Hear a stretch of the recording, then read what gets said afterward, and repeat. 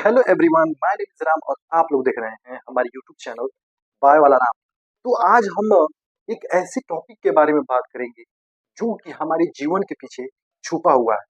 क्या आप जानते हैं कि जो हम लोगों के पास बालों का रंग, शरीर का कलर और यहाँ तक कि कुछ बीमारियां हम लोगों की पीढ़ी यानी कि माता पिता, दादा दादी से कैसे हम लोगों तक यानी कि कैसे वंशजों तक जाती है।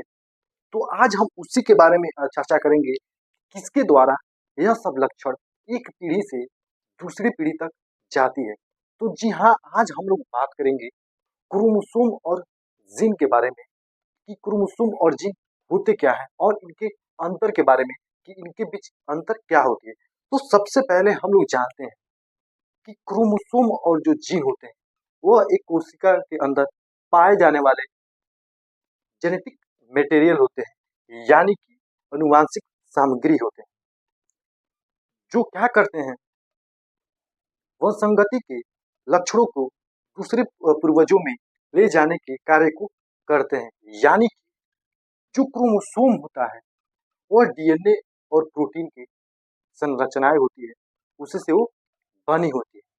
फिर अगर वहीं हम लोग बात करें जीन के बारे में, तो जो जीन होता है वह एक डीएनए का एक सेगमेंट होता है जो कि वंशानुगति के कुछ विशिष्ट लक्षणों को, करेक्टर को अपने साथ कोडिंग करके रखता है, मतलब उसको अपने साथ जकड़ के रखता है, जो कि वो एक पीढ़ी से दूसरी पीढ़ी तक ले जाने के कार्य को करता है।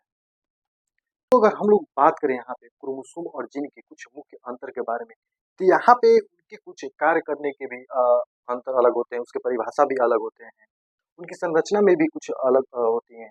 तो आइए हम लोग जानते हैं क्रोमोसोम और जीन के बीच में अंतर क्या होती है। अगर अंतर की बात करें तो परिभाषा से अगर हम लोग देखें तो क्रोमोसोम का जो परिभाषा होता है, डीएनए डीएनए और प्रोटीन से बनी संरचना क्रोमोसोम होती है, जो क्या करती है, जो आनुवंशिक सामग्री को सजोती है, मतलब कि जो जेनेटिक मटेरियल्स होते हैं उनको अपने साथ सजोती है, यानी कि उसको अपने पास रखती है। अगर हम लोग छोटे से डिफिनीशन से यानी कि छोटे से परिभाषा से जीन की बात करें, तो जीन जो होता है वो डीएनए का एक विशेष खंड होता है। मतलब कि जो जीन होता है वो डीएनए का एक छोटा सा सेगमेंट होता है जो कि विशेष लक्षण के लिए जिम्मेदार होता है। मतलब कि जो जीन होते हैं वो डीएनए के एक विशेष खंड होते हैं, यानी कि एक स्पेशल सेगमेंट होते हैं जो कि एक विशेष लक्षण को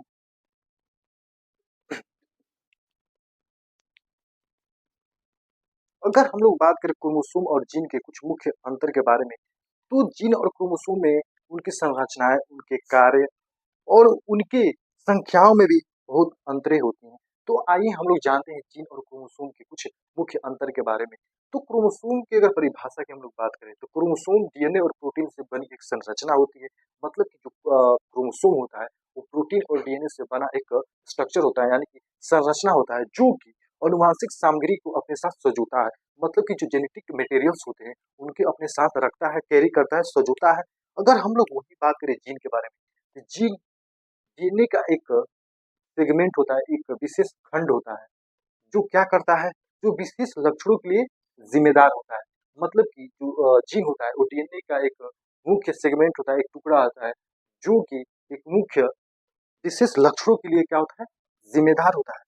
फिर अगर हम बात करें क्रोमोसोम की संरचना के बारे में, इस क्रोमोसोम देखने में उसकी संरचना क्या होती है, तो जो क्रोमोसोम होती है वो एक धागे नुमा संरचना होती है, जैसे कि थ्रेड्स लाइक उसको स्ट्रक्चर बोला जाता है, वो एक लंबी सी संरचना होती है।